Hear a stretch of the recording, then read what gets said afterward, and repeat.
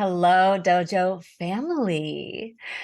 Oh my goodness. I am here with April Dominguez, who is one of the Dojo OG OGs. We've been working together for years now. April began in the Dojo Immerse container on into Dojo Masters, and now is weaving with myself and all of the women inside the Dojo Council. And it has been such an honor Yeah. to serve, to walk with, to ally up with this Mhm. woman who is one of the most fiercely graceful beings that I've ever met. I've witnessed her in the trenches of her own evolutionary process, touching the edges of the most uncharted territory, of the most wounded places, of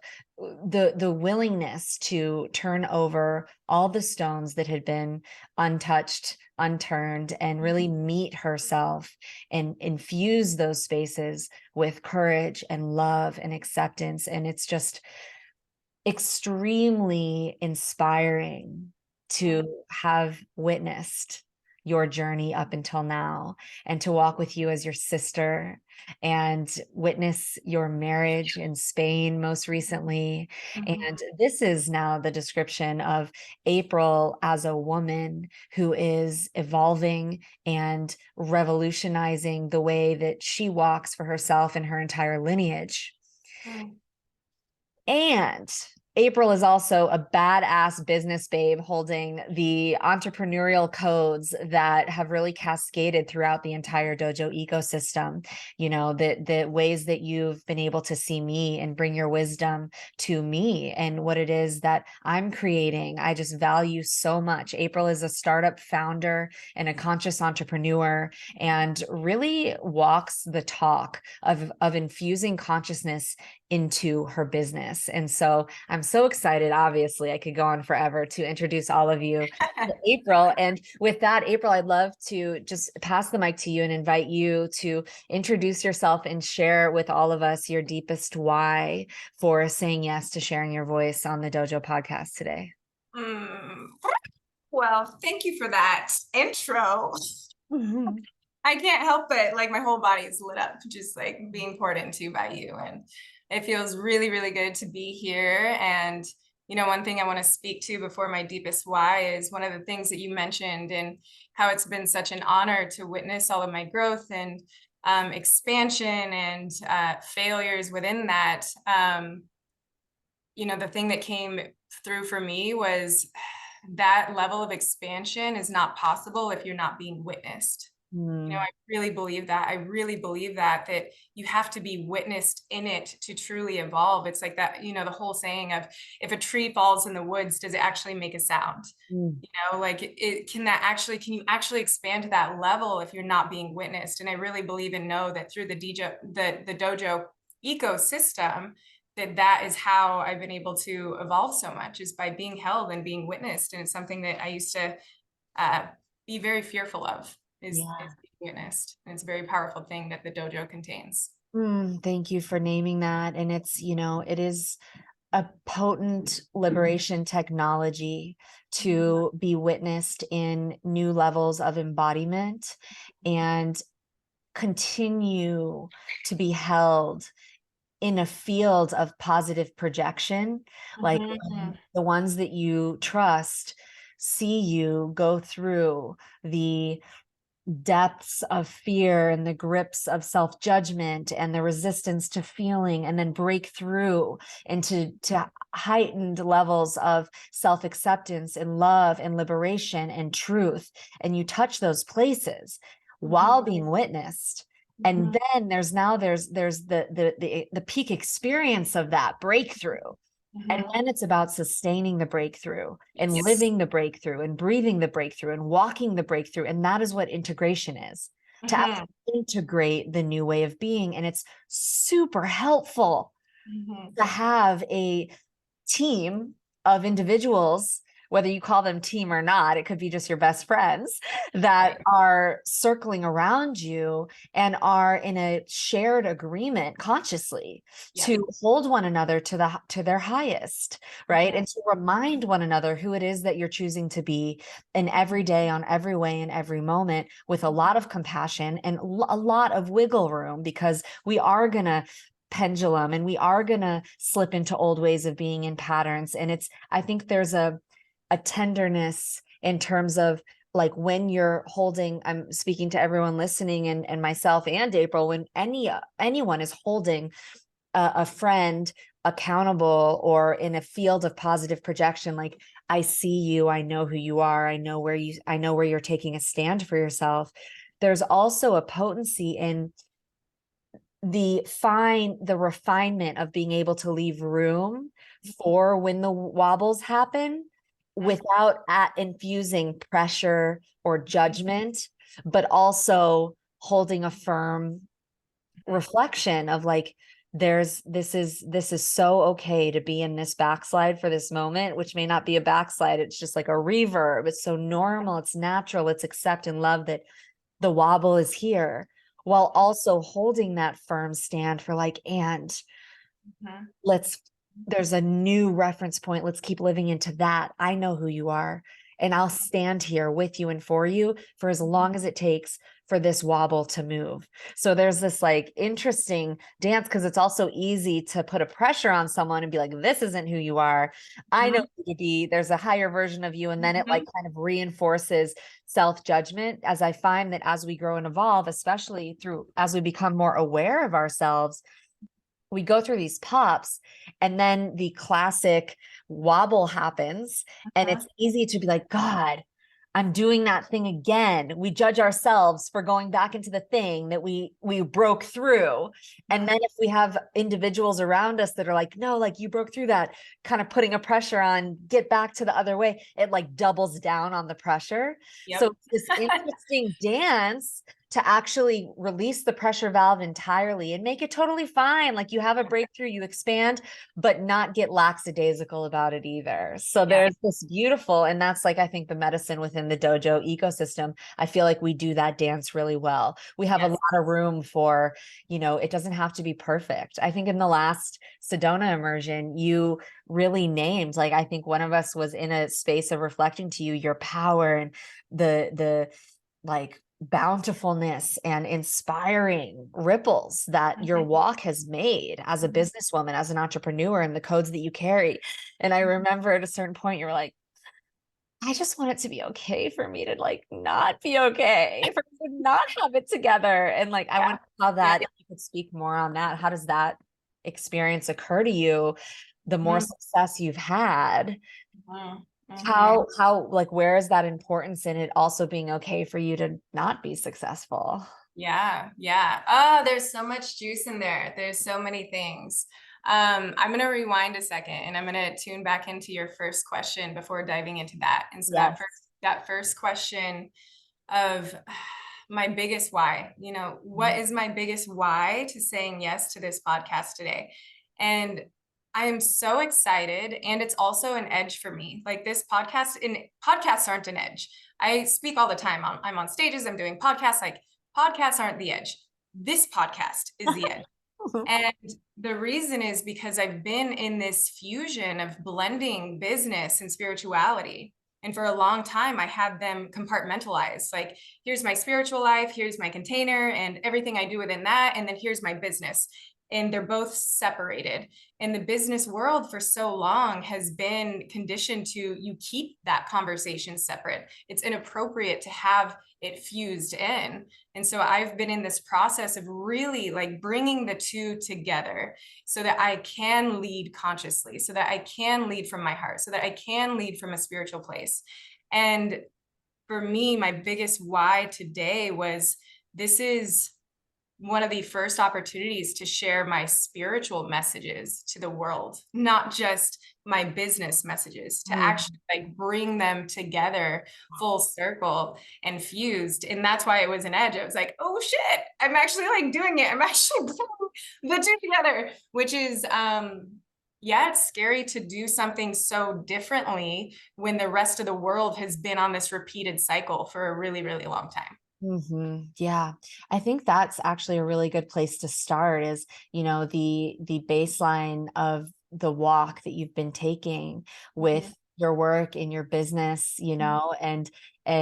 and how that's been occurring in your world, because I know that that's been such a huge part of the Mhm. expression of your soul is your work in the world. And so I'd Mhm. actually like to create some context for everyone listening, April, in terms of like what you're passionate about on the physical world reality level, your entrepreneurship and what you're creating there.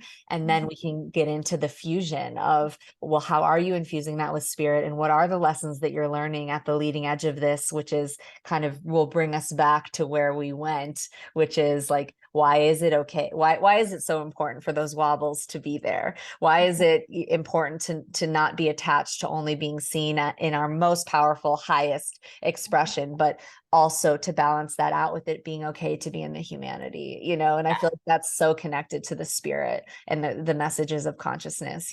So let's Yeah. create context and structure share with us about your path and your journey of becoming an entrepreneur, and what Yeah. that, like, paint the picture. What does that look Yeah. like? How has that moved through you? Yeah. Whew. So I know through to my entire core, like every cell in my being, that one of my biggest purposes here has always been to create huge impact, of a different level, something that is really transforming the thought processes of people. I've known it since I was little. I've known that I was different. I've known that, I take things and I think my greatest skill, a lot of people look at skills. I used to look at skills like, wow, they're a really skilled soccer player, a really blessed singer, like a really beautiful guitarist, like a spoken word artist, all of these amazing skills. And I was like, what is my skill? Like, what is my skill? And it took me a long time to really zero in on it and realize, wow, I have such a powerful skill, in that my greatest skill is to deeply, deeply think about something, like into every single like particle of sand, and to strategically sit with that thought and come out on the other side with solutions quickly, and to be able to digest and get somewhere really quickly. And for the majority of my life, I was doing this internally. I was, solving problems in my family, solving problems in other businesses, solving problems for my friends. I didn't realize it was a skill. And so my path to entrepreneurship, and through entrepreneurship to where I am now, has really been about honing in and grabbing hold of my innate skills, of my innate abilities, and how that can impact the world through entrepreneurship. And my path and course here to this state has been one of the biggest battles of my life, like one of the greatest battles of my life. And it's not just a battle. All of the exterior stuff is, um, all of the exterior stuff removed, it is the greatest battle with myself that I've ever faced in my entire life. My Mhm. greatest battles of self-doubt, self-conflict, internal self-abuse, self-criticism, like everything has come up on this journey of entrepreneurship. And questioning my own beliefs, like, am I in this for the right reason? Am I in this for fame? Am I in this for accolades? Am I in this for impact? Like, why am I actually in this? And I've been faced front and center with all of these deep rooted questions that I have to answer, like I have to come to truth with, and then I have to choose to get to the other side of that and continue paving a way forward. Mhm. And so I share that first before diving into like what the business is or the impact that it's creating, because I think the most important thing with any entrepreneur is like, entrepreneurship is one of the greatest spiritual journeys that you'll ever go on. it is it's not there for you to just earn money. It's not there for you just to create impact. Like, it's actually there for you to transmute and alchemize and level up yourself. Mhm. Mm. Mm. Yeah.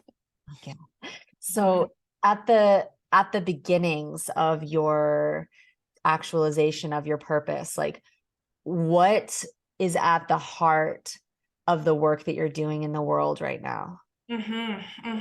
So today, to give like more tangible context of what I actually do, I am a startup founder. When I think of myself, I actually have four strikes against me in the startup world. And so four innate, as soon as I get on a call, as soon as I send an email, there are four things that are automatically like, boom, boom, boom. These are reasons why we're going to say no. One, I'm a woman, obviously.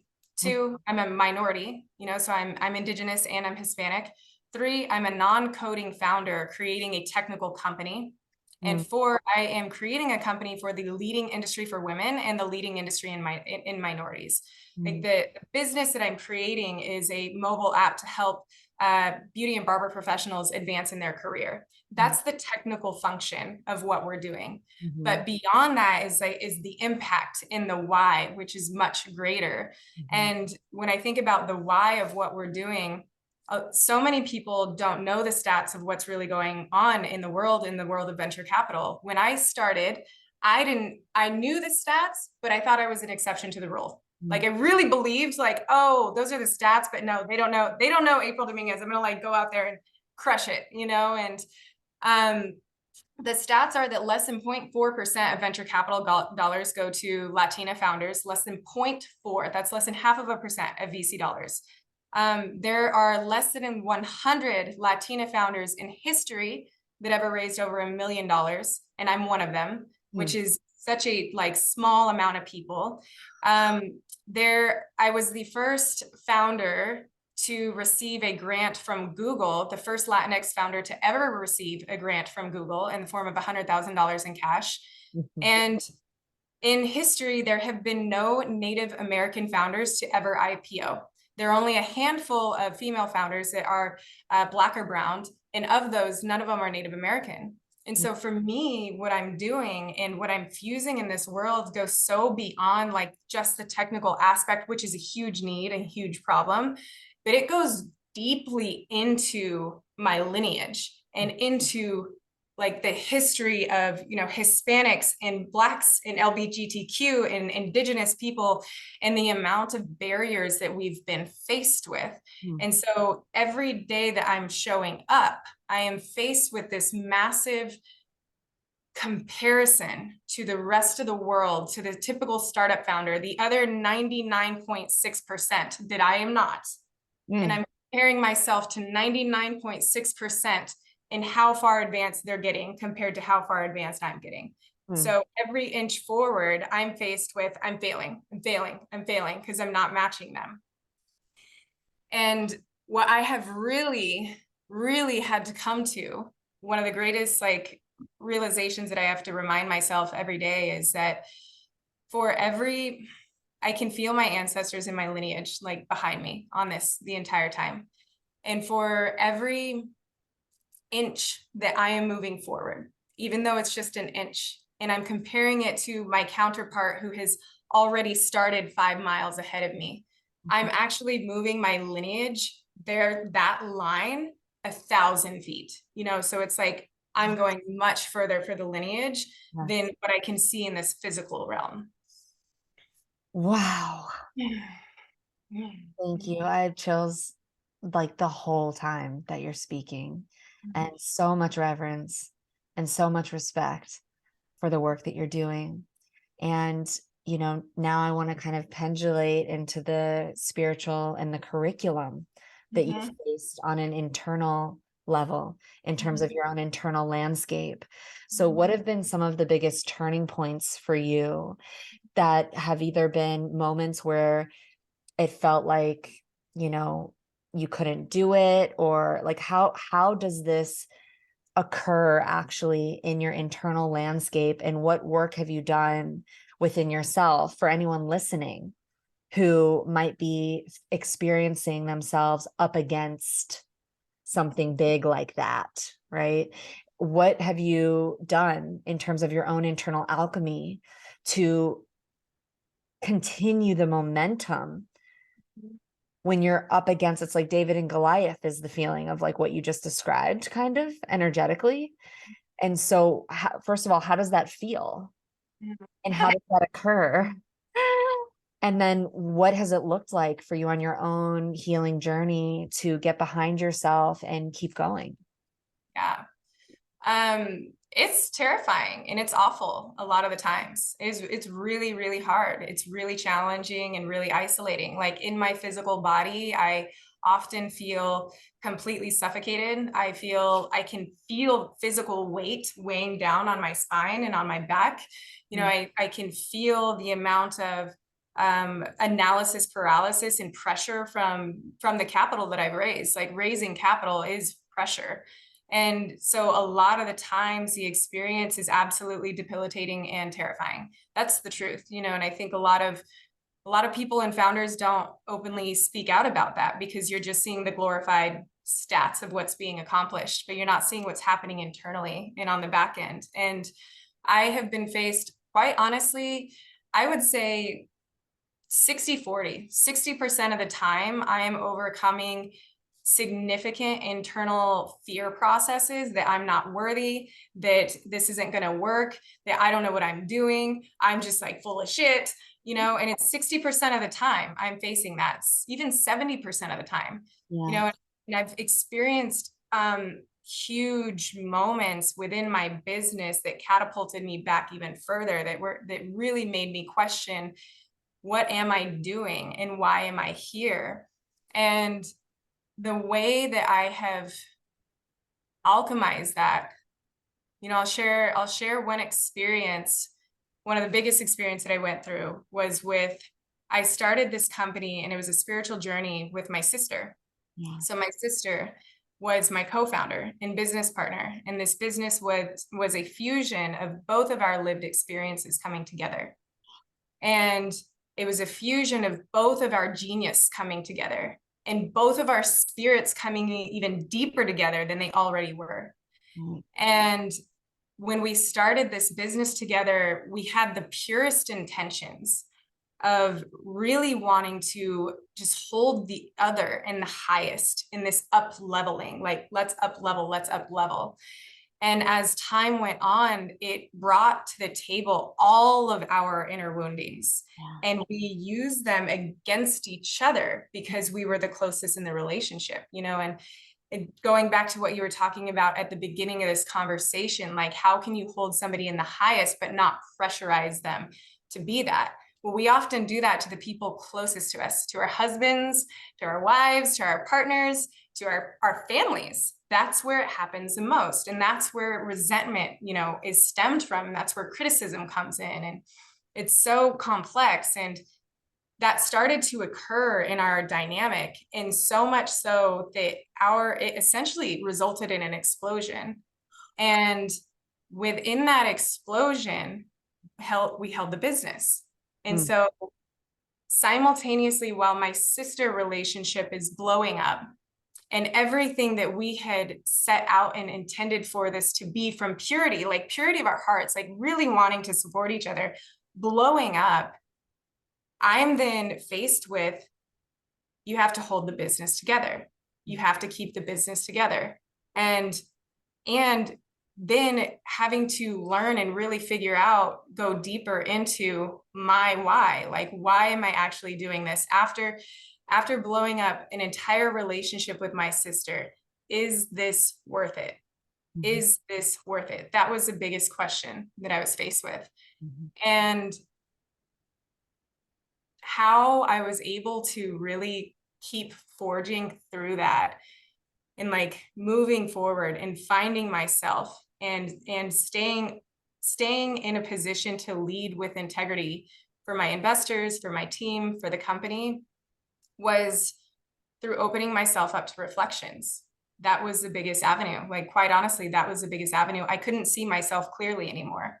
Yeah. Like, there was so much fog. I couldn't see myself. I couldn't feel myself. I was gasping for air, and I had to at some point just stop trying to find myself and ask and receive. And I started to receive so many reflections from my investors, from my team, from my friends, from everyone else, that I needed to remind myself back to my why, back to who I am, back to how I've impacted them, back to how it's inspiring them, back to this new reference point that they're seeing. And so I had to give up the reins of really trying to find it myself and allow others to pour into me. Wow. Yeah, that's huge. It's really ironic sometimes we have to actually completely let our small self go. Yeah. And in the process of that, it's like easy to say it right here, but the process of that is letting go of every self-protection, every mechanism of control, every preservative function that the identity learned over time in order to be safe. And the process of releasing that often requires an explosion. Like these major catalysts in our life rattle the cage of the self, the small self, enough that we see every strategy comes up. And when we are holding the awareness to see that these big explosions are serving as catalysts that are perfectly designed for us to become more aware of our strategies, our protections, our judgments, our control, our maneuvering, all of that. And then sometimes it has to run hard until it exhausts itself. And then there's this release, this like, fuck, man, white flag. I just can't, I don't know. The small self, I don't know. And can it be okay that I don't know? I did an episode with Ailey Jolie just yesterday. It'll come out right. It's the episode before this one for anyone listening. And she said something that was really potent. At the bottom of surrender, every time at the bottom of surrender is love. And in order to get to the bottom of surrender, sometimes we have to really exhaust all of the identity structures. And then there's this surrender. And from that place of surrender, it sounds like the form of love was like, I'm open to receive. I'm open to reflection. I'm open to, and in that release of the self, the death of the small self that was in all of those layers of protection, there's a resurrective, like a resurrection quality of the I that ironically can actually hold the next level of everything that's trying to happen. Just the next level of everything that's trying to happen through you wouldn't have been able to flow through the nervous system of the one who's utilizing so much energy in control, strategy, maneuvering. So that shedding actually creates the space for the you that is willing to receive support and reflection, that has the nervous system capacity to hold the next level of life, however that looks, whether it's in that business or not. But it's the next level of relationship with your sister, being able to hold her and yourself, being able to hold the business as it evolves into its new form, because that's the you that is operating inclusive of support, of reflection. That's what got in the gate that was opened through that process. And it's so beautiful to look at it through that lens now. Now. Yeah, now. But like when we're in it, it's a whole different can of worms, you know? Yeah. And I just keep tying it back to this lineage piece, this ancestral piece, this, you know, in indigenous and Latina piece that you're such a stand for as an entrepreneur and such a way shower. You're like you're a way shower. You're setting a path that doesn't exist yet. And so as you're in the process of doing that, of course, it's going to ripple out into your familial relations and through the line, you know? And so it's like you're healing on a personal level, your sister's healing on a personal level. The way that interplay is happening is deeply connected to who you are as a way shower, right? So I wonder if there's anything else in there that you feel to share in terms of like your own process specifically connected to your evolution with family. I know like the ability to feel and like feeling in with the feminine and feeling in sisterhood has been such an opening for you. And I wonder how that is translating as well in your business, because I do remember as this breakthrough to receiving more support happened, in a lot of our sessions, you were in the intention of like more effortlessness and more receiving and more flow. And then I think that Google grant came in soon after, as you started embodying more of that. And I'm wondering if you could create a little context around your journey connected to feeling, however specific you want to get. And are there any, connections in there in terms of like your lineage and feelings like safe to feel? And then how has that contributed through your own opening to your work? It's all connected. It's all connected. It's all absolutely connected. And, um, when I started as an entrepreneur, I had the masculine energetics, like I have down. I didn't know at the time that those were the labels. I didn't understand that. I actually didn't even fully understand the difference between feminine and masculine energetics. Things that I would have thought were feminine were masculine. Things that I would have thought were masculine were feminine. And so when I came into knowledge around this stuff, I was like, holy shit. Just so much awareness and validation, and just validation occurred. And I grew up in an environment, all of us did, all of my siblings did. There are four of us, and we grew up in a really volatile environment. My there was a lot of love from my parents, a lot of love, like the purest intentions, and they had a lot of wounding. Like they were very, very broken. And so what they've passed down to us, my siblings and I are healing, and I see that, and I honor that so much. Like each one of us are walking such a significant path right now. I have a brother who's a year older than me, and he's schizophrenic and really struggling on the deepest levels that I've ever seen a human physical person struggle. And it's incredibly painful. And I know that this is intertwined. I know that there is a reason here. I know that there is a journey meant for him, and he's journeying through that, and my sister and my other brother, like we're all on our own independent journeys. And for me, I remember from the youngest age of being 5 years old and learning very quickly that the women in my family had really big emotions. And I internalized it as danger. Like these really big emotions mean that you are going to be sporadic, that you're going to go high to low, high to low, high to low. You're not going to get out of bed for days, and you're not going to be able to motivate yourself, and you're not going to be able to create structure with your life. And so I internalize these big emotions as danger. Like, don't let yourself have those sort of emotions.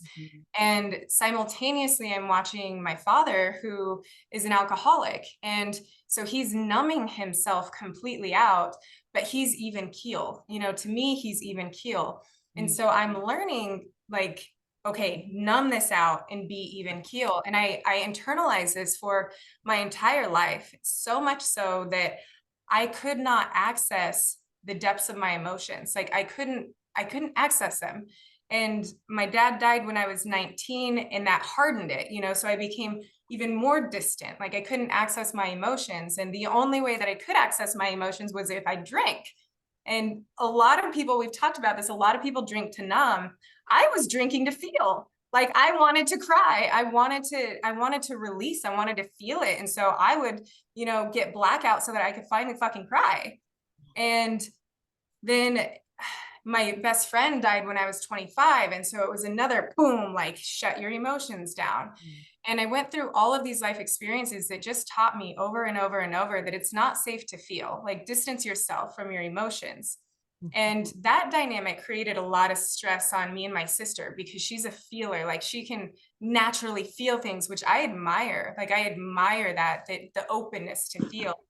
But for a long time, it scared me. I thought it was a threat. I thought it was dangerous. And it took me years of work with the dojo, and doing medicine work and plant medicine ceremonies and internal work and individual work and meditating and creating sacred containers for myself that really allow me to feel, for all of those emotions to come up, and to not judge the way in which they are coming up, even if it's a gentle cry. I used to have a lot of judgment on if my tears were just subtle tears and not like a big burst, not a big, scream. And what I've really learned in that catalyst through being able to tap into my emotions and honor that. And what that means is in business is like, it's so beyond. It is the highest of what our world needs right now. I truly believe that. We've been operating in this masculine patriarchy in the business structure for so long. And that's the structure of emotions aren't safe here. Like, don't talk about things. Like, you leave that at home. We keep it compartmentalized. And I've been able to finally trust and lean in to my heart, to open my heart, to receive people. And what it's done is it's created an environment where people feel truly seen. They feel truly met. They feel truly loved. Like, they can show up with, you know, the issues that they're facing at home. And on a human level in a business, I think that that's the most important thing that you can do, is like create space for humans to be humans and show them a new way of being that they haven't seen before. Totally. I remember something you shared with me once that really struck me as you were having investor meetings.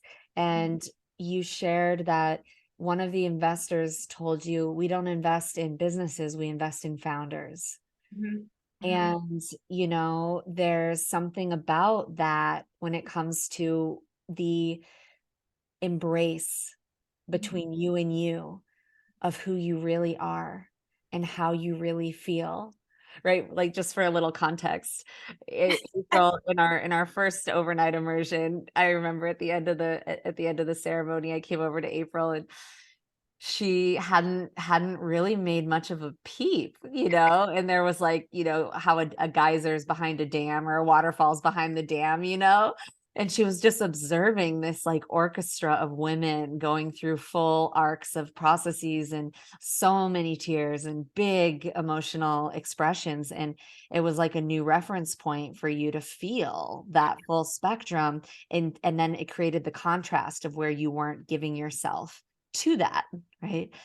And then fast forward a few years later to our most recent overnight space where you were just like full expression and full feeling and fully giving yourself to your heart, which it doesn't matter what the expression of it is, as long as it's connected to the truth, whether it's grief or sadness or fear or joy or bliss or ecstasy. Our capacity to experience and express the energy, the emotion of ecstasy through our body is directly related to our ability to experience and express the emotion of sadness through our body, right? And so just witnessing you kind of undam yourself and open up the floodgates for yourself to feel so fully, right, is like, it's been such a gift. And I can see how your own embrace of yourself, right, and then bringing that into the world of entrepreneurship and into injecting your Shakti,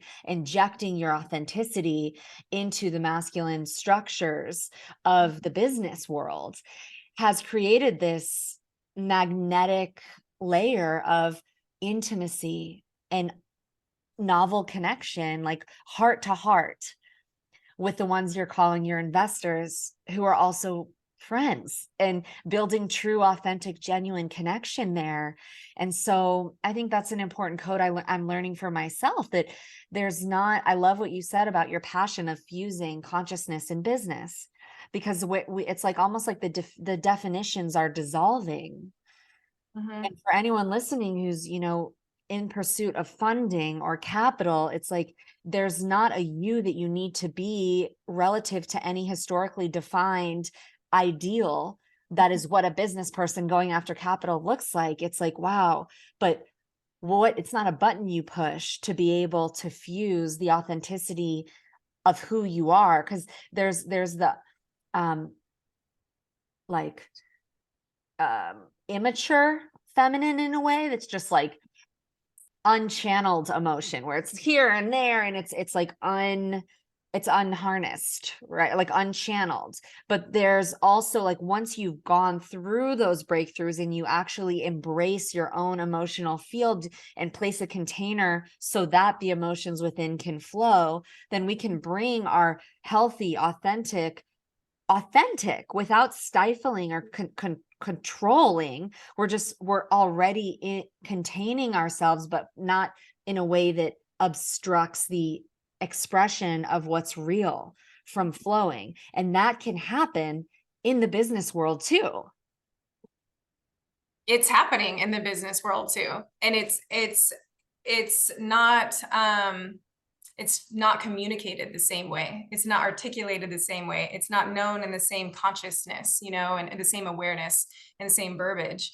But one of the things that you touched on is, one of my experiences is that in order to arrive to that place, in order to get to that authentic place, your most authentic place, like you have to move through all of your wounding. You have to move through all of those triggers. You have to move through all of those barriers, because your authentic self is sitting beneath all of those. Everything else is a mask. Everything else is a charade that you have to break, and you have to keep breaking through. And the breakthrough process is excruciating. It's painful. It's uncomfortable. It feels fake sometimes. It feels like, is this really me? Like, what am I doing? I don't even know this level of myself, this aspect of myself, but you have to keep going. And one of my lived experiences with that in raising capital and venture capital and being a part of this whole space is the amount of triggers that I had in relation to all of the headlines around funding going to Caucasian males, like immense triggers. And I was like, where the fuck did this come from? I don't even know. Like, Zach is white, Zach's Caucasian. Like, I don't have an anti-Caucasian thing. Like, where did these triggers come from? And I started her husband, everyone just yes, Zach is my husband. But yes. And so I was really being faced with, like, every time there was another article coming out about this male raising 13 million in funding with just an idea on a napkin that went to Stanford, I was like, I can't. And I would get really triggered, and I would feel it viscerally in my whole body. And then I would try to communicate it, and I would hear, and then I would feel like I was being shut down, like nobody was understanding me. And I was creating this projection cycle, you know, and I kept feeling triggered. I'd try and share it. I felt like they were shutting me down, and we would just go in this cycle. And I was so angry for a long time, for like the first 2 years of raising capital. And it took me going back to also one of the other things that we were talking about, surrender. You know, like, how do you break through when you get to surrender? It took failure to get me to surrender. And then immediately once I surrendered, the thing that I needed to do next is claim it, you know? And so it was like, I had to go through this full cycle process of the trigger coming up, failing, like giving it all up and surrendering. Okay, I don't know what to do here. And then also claiming it. Like, that's such an important piece that I feel like is forgotten in this surrender path of breaking through your triggers and your failures, is at the end of it, you have to claim that. Like, you have to claim the failure, claim the ownership in it, or claim the new success that you're working to, but make it yours. Because if you don't make it yours, then it's really not alchemizing. Yeah, you're like a victim to it. Exactly. It happened to you. You know, and yes. So there's a shift into it happened for me, and it's okay to be in the humanity of the emotional experience of failure. That is a painful place to be, that we are wired to resist. Of course we resist failure. Most humans spend a lot of time and energy in ploys and strategies to avoid and reduce the risk of failing, even if that risk reduction looks like not even trying at all. Yeah. Yes.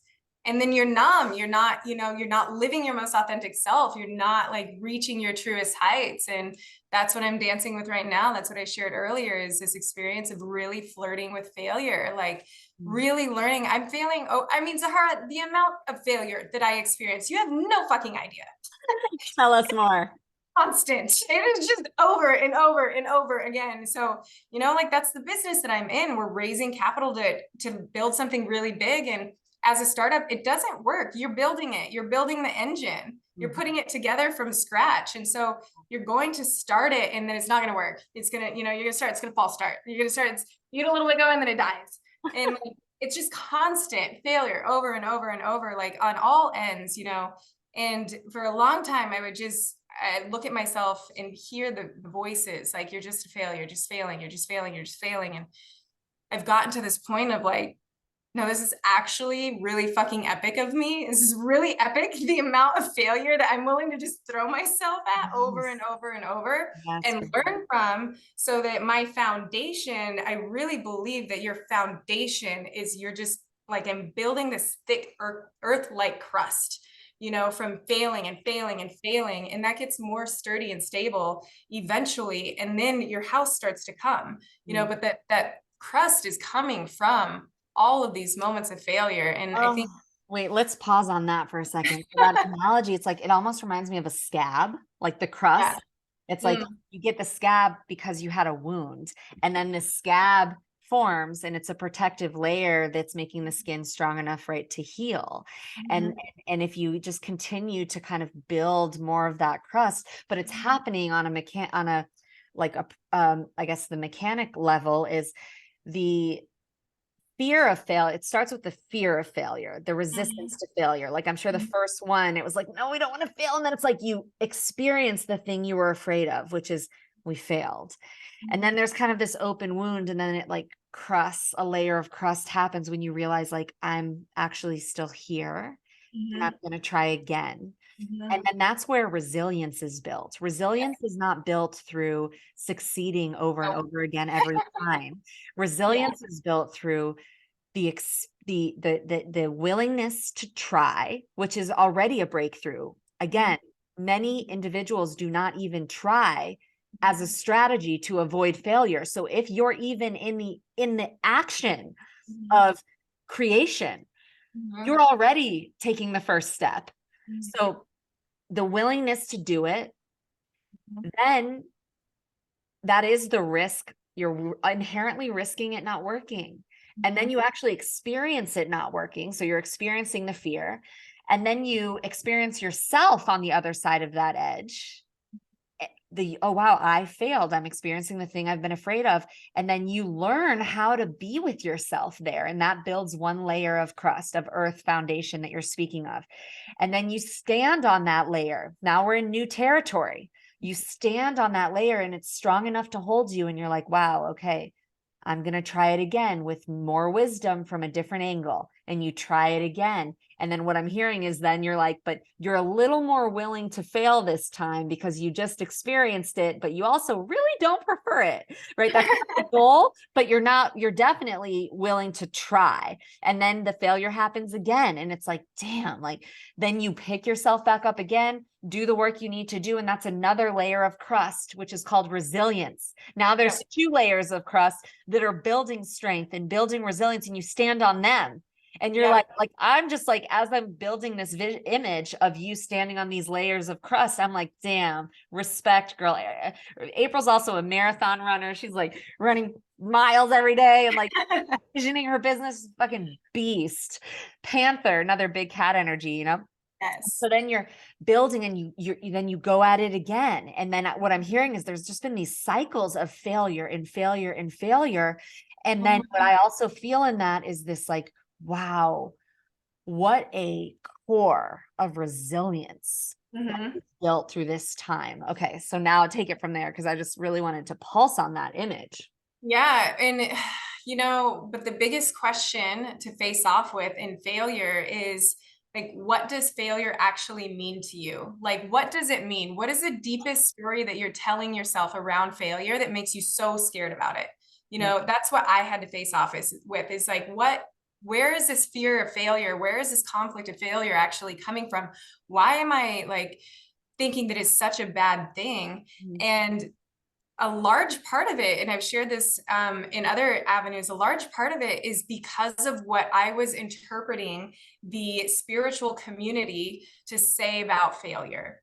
And Mm. what I had been interpreting was that in the spiritual community, there is a belief that if you are living your Dharma, you're living in flow. Mm. And if you're living in flow, everything is easy and everything is effortless, and you're not experiencing failure. And so for me, that biggest question that I had to pull forward of like, why am I so conflicted about failure, was because then if I'm failing, that means I'm not living in my Dharma, which Wow. for me is like really significant. And so I was tying those two together, that if I was failing, I wasn't living in my Dharma. Mm. And I had to really reclaim and recreate what failure actually means. And honestly, I feel like today I am a part of, I feel like I am a part of elite class of thinkers in terms of failure. And that feels really good. That feels really delicious. That feels really juicy because I'm like, let's go. We can play in failure and we're going to do this all day and we're going to make it really fun because I know on the other side of this, like all it's doing is building this foundation. And yeah, it's one of those things that like Jeff Bezos and Elon Musk, like this is where they live, is in failure. And it's a practice. It reminds me of that image. I don't know if you've seen it it's like an image of a man kind of digging for gold, and he's digging through this tunnel. And there's like one on the top and one on the bottom, and they're both digging for this gold. And one, it's like they go really far and there's like nothing. They're just like tacking away at it. And then one, he just gives up. Like he gives up, and you can see from the side angle that he's like inches from the Yeah. gold. Yeah. It's like, wow, like he had to just kind of keep going. And the one who gave up, is that actually the failure? And then the one who was willing to fail and fail and fail and fail and fail, it's just like that one last Yes. willingness to fail then breaks through into the thing that had the gold. But it was like, so I'm curious, how would you recognize or differentiate one who is off path, off Dharma, and experiencing like resistances and kind of life creating situations that are occurring as failure, that are actually kind of life saying, no, not this way. You're out of alignment. And another parallel timeline person who's also experiencing failures, which are occurring as opportunities to learn and build resilience, but they are in alignment. Like, how do you know the difference? I think that is the message for the gods and the goddesses. That is the question. Like that is the question that I am asking every day. That's it. Like, and so every day it's a practice for me. I'm opening up my channel and I'm receiving like, is there something else? Is there anything else here? Am I missing anything? Are these challenges any sort of signal, that I'm off path? And I think that every path is so unique. It's so unique. And I also don't believe that on a dharmic level that we are only living our dharma as a whole, like our life is in dharma. I believe that there can be parts of our life that are in dharma, in little aspects that this is in alignment, this is in alignment, this is in alignment. Maybe this is a little off. Like I don't believe that it's always the full thing at once all the time. And so that question is a really beautiful question that is really hard to answer. That's what I am asking every day. And I believe that it comes down to your truth, your own internal truth, your own internal knowing. And for me, when I get my quietest of quiet and I put everything out there and in front of me, and I'm faced with my biggest failure yet again and my biggest challenge yet again, and I sit there in the quiet, what comes up is keep going, April. Yeah, that's a good signal. And then so I keep going. Yeah. I remember speaking to you and we were talking about this in the last immersion, and you kept saying, Z, it's just so hard. Like, why is it so hard? And then we had a deep conversation after the ceremony, and we really got down to it because we were in that question of like, is it in alignment? And when I really asked you if you're passionate about what you do, you're like, it's not about that. I love what I do. I want to be doing what I do.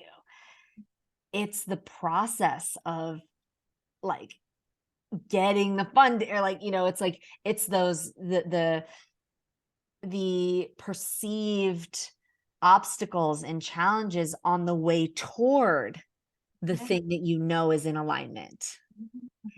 And so I think that's maybe one way to think about it, is that you know, Mhm. we know Mhm.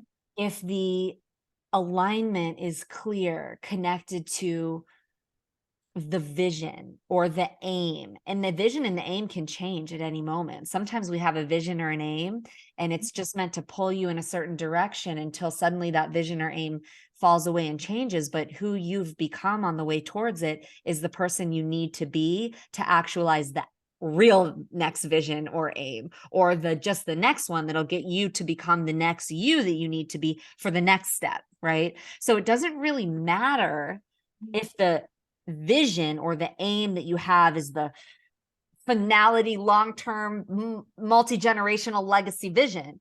But it does matter from my perspective that it's the aim feels and lands in the system of your body and the system of life as aligned. Now, like a mountain goat, climbing a mountain, there's a vision to hit the summit, but every leap along the way will likely be a challenge. It takes, those mountain goats, their feet are like up against the side of the cliff, and like it takes calculation, right? And there's like a precision before. They're not like leap, leap, leap, leap, leap, leap. Oh, this is so easy. They're like, they kind of stand on one of those little ledges for a while and calculate until there's a certain amount of precision. And then when the leap happens, it's like whew, leap, and there's a pacing. And that doesn't mean on the way to the summit there isn't challenge. That doesn't mean on the way to the summit there aren't experiences of failure. It's just, is the summit your summit that your most high alignment is aiming you toward during this phase in your life? And no matter the challenge, no matter the obstacle, no matter how many times you fail, as long as when you tune into that North Star alignment, your whole system is like, yes, then it's like, okay, I'll try again from a different part of the base of the mountain. Okay, maybe this other path will be the way to do it. But it's really an alignment game, I feel like. And part of your alignment in this season of your life is actually flirting with failure and the resilience, like who you're becoming through facing off with failure again and again and again, not just facing off with it, but permeating it, integrating who you need to become in order to come back from it, to be resilient from it. That's a whole new expression of April on the other side of this season. And it's who you needed to be. It's the failure training dojo, training you to become the you that you need to be to take for your nervous system to be able to have the capacity that it needs to take what you're creating to the level that it needs to go, which will require you to absorb the potential of failure a lot. Mhm. Mhm. So you're Mhm. like training for that, Oh yeah. Yeah, yeah. It is an epic training, and the one of the images that I got when you were talking about the challenges and living in your dharma, and just one other prime simple example is death doulas. We have a sister in the dojo that is a death doula. And when you think about how hard that is, like how hard it is to be in that experience over and over, to escort spirits out of their physical body, to be in that, emotional energy, to be a channel for that to occur, like that is hard. That is hard. That is, but it doesn't mean that it's not your dharma. It doesn't mean that it's not in alignment. It doesn't mean that it's not your purpose. Like, but it's hard. And so that is a lesson that I've really had to come to. It's like, this is really fucking hard. And I am right on track and right on time. That's it. Bless. Yeah. Thank you. Mm. Thank you so much for the work that you do, for the way that you serve, for the embodied fusion of consciousness and business that you are. You really are. You really walk with both of those codes woven into one. So thank you for bringing your medicine and your message here. I'm wondering if you could share where anyone listening can find you if they want to go deeper with you in any way. Mm.